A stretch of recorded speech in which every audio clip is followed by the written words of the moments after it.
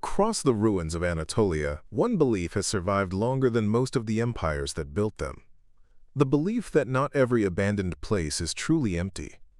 In Anatolian folklore, Jinn are described as a parallel society, an unseen population sharing the same land, the same water, the same natural resources as the people who live above ground. The word itself comes from an Arabic root meaning hidden or concealed from sight. This is not a belief that exists only at the edges of popular culture. References to jinn as a distinct order of creation appear throughout Islamic tradition and scripture, and that religious framework has, over centuries, blended with older regional folk beliefs that predate it, producing the layered, distinctly Anatolian version of the belief that survives today. For generations, rural communities across Turkey have held that jinn favor certain kinds of places above all others. Desolate ruins, abandoned mines, forgotten wells, the kind of overgrown, half-buried sites that history moves past and never fully returns to. Cemeteries after dark and crossroads at the edge of a village are often named in the same breath, places where the boundary between the seen world and the unseen one is said to grow thin. According to this tradition, jinn are not naturally hostile toward people. Most of the time, researchers who have studied these beliefs note they are thought to keep to themselves, living alongside humans without ever making contact.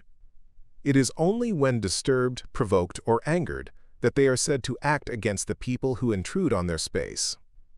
Folk practice built an entire set of customs around this idea, reciting certain phrases before entering an old ruin, avoiding loud noise or careless words near a well after sunset, carrying iron or salt, believed in folk tradition to unsettle unseen presences. None of these customs are treated as certainties even by the people who practice them, more as inherited caution passed down because an elder once insisted on it. This belief connects directly to one of Anatolia's oldest and most persistent folk traditions. The idea that buried treasure, wherever it may be hidden, is rarely left undefended. Village after village across the region carries its own version of the same warning. Dig carelessly into old ruins, and you may not just be disturbing stone and soil. Stories describe strange lights over certain fields, sudden illness following a night of digging, tools that go missing, or a feeling of being watched that sends even determined treasure hunters back down the hill before dawn. Separate from jinn, Anatolian folklore also describes another kind of spirit entirely, Paris. Often described as good, fairy-like beings, distinct from the more feared and unpredictable jinn, sometimes said to act as protectors of the land itself, or of a specific spring, tree, or ruin, tied closely to their presence.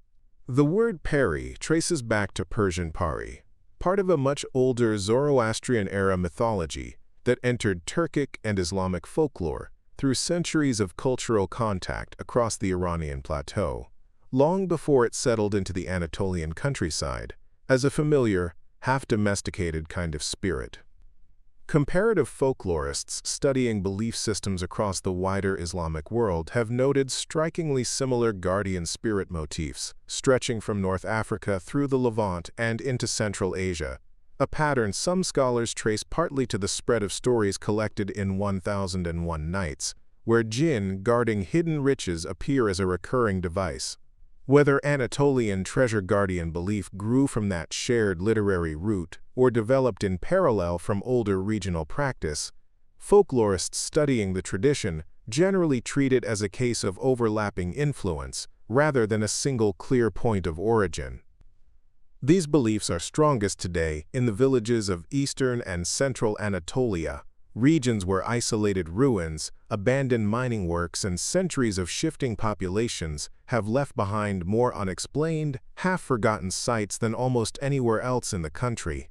Treasure hunting itself remains a genuine, organized pursuit in modern Turkey, complete with permits, metal detectors, and hopeful weekend expeditions, and the folklore of guardian spirits travels wherever that pursuit goes, whispered between diggers as both warning and half-serious explanation whenever a search comes up empty. Whether these beliefs originated to explain unexplained accidents at excavation sites, or whether they came first and shaped how people approached ancient ruins afterward, no single record can say for certain. What survives is the belief itself, passed down for generations, still spoken of quietly in villages built beside crumbling walls that once belonged to empires now gone.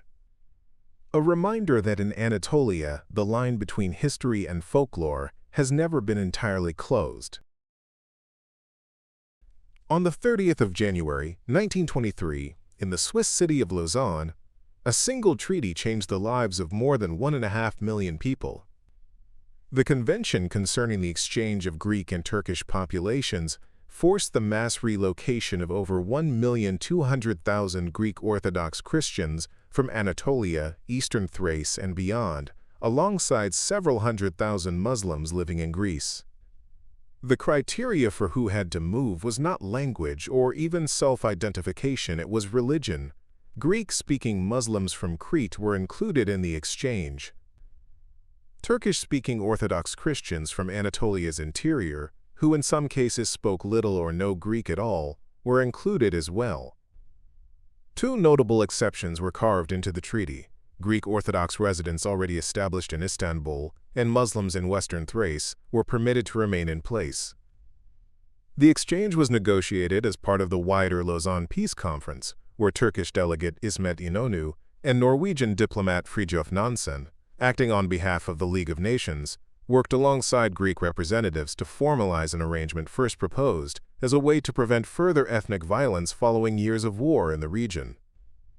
In Turkish, the event is remembered simply as Mübadele, the exchange, a single word still carried by families generations removed from the ships that crossed the Aegean. Entire communities were given very little time to prepare for a departure they had never chosen. And when the time came to leave, one impossible question faced almost every family: what do you take, and what do you leave behind? Homes, built and lived in for generations, could not be carried across a border. Furniture stayed, farmland stayed. And for many families, whatever savings, jewelry, or valuables they possessed had to be dealt with in whatever way seemed safest. Historical accounts describe exactly what many families chose to do. Some left their money and possessions with trusted neighbors, hoping for a return that in most cases never came. Others, unable to trust anyone with what little they had left, buried their valuables directly in the ground, in courtyards, gardens, and fields, hoping that history might one day let them come back for it. Ships left from ports along both coasts, Izmir and Thessaloniki chief among them, crowded far past capacity, carrying families who in many cases had only days of warning before departure.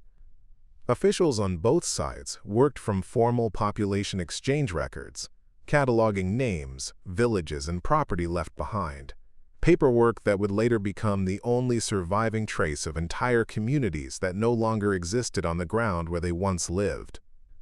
History rarely offered the chance to go back.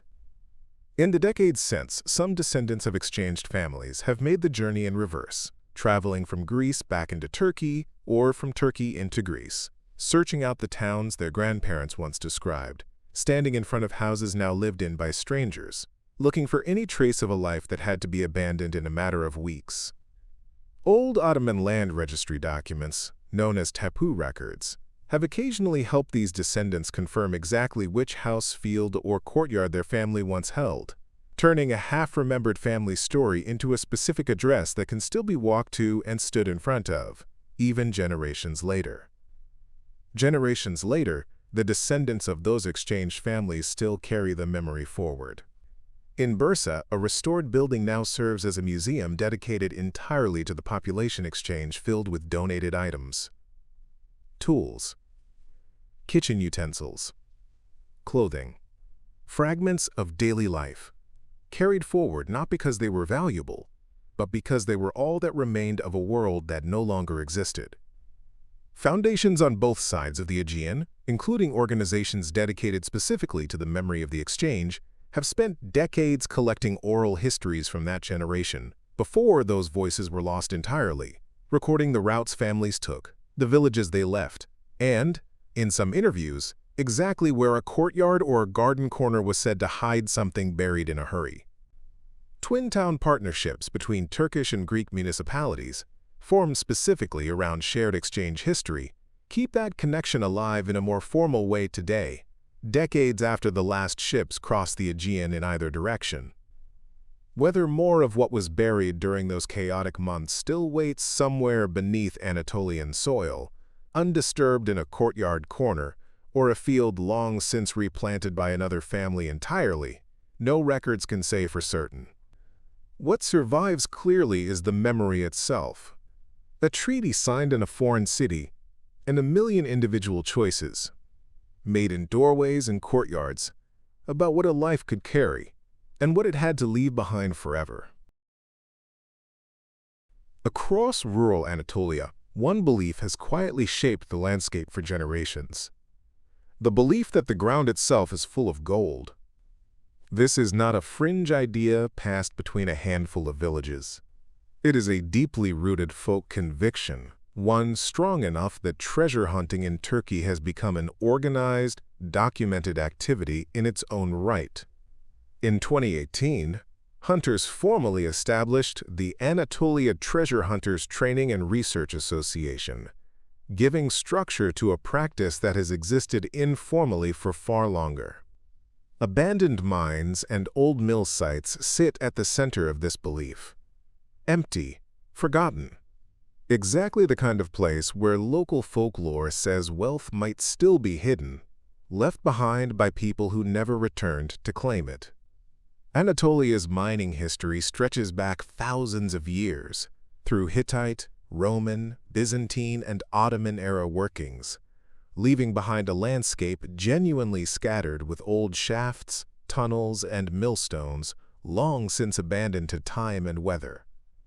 Some of that history is written directly into the map. The northeastern town of Gümüşhane takes its name from the Turkish words for silver house, a direct reference to the Ottoman-era silver mines that once made the region genuinely wealthy, before depletion and shifting trade routes left many of those workings empty. Similar stories attached to old lead, silver, and copper workings scattered across the Taurus and Pontic mountain ranges, sites where real, documented extraction once took place for centuries before falling silent. Researchers who study this phenomenon point to several sources feeding the belief: local folklore passed down through families. Certain religious teachings, reinterpreted over time to suggest that Anatolian soil holds a special kind of hidden abundance, and a simple, well-worn cultural memory. This land has changed hands and changed populations many times over many centuries. Turkish law treats the practice with more seriousness than the folklore around it might suggest. Searching for buried antiquities without an official permit from the Ministry of Culture is a criminal matter, not a casual hobby, though that legal reality has done little to slow the number of people who still go out with shovels and metal detectors after dark. A licensed, legal version of the hobby does exist, requiring formal permits and government-supervised digs, but the far larger, unregulated version continues in the shadows of that legal framework, driven by the same old belief, regardless of what the law technically allows. The eastern regions of Turkey, once home to large Armenian communities before the upheavals of the early 20th century, have become particular targets for this activity. The reasoning, however folkloric, follows a pattern that repeats in oral tradition.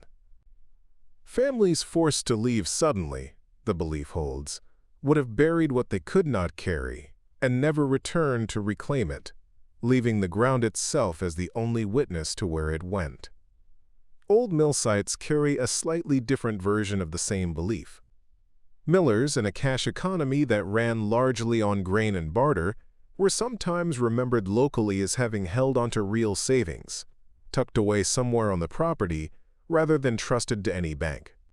Whether that memory reflects an actual pattern of behavior or simply grew more solid with each retelling is difficult to separate at this distance. The consequences have not been small.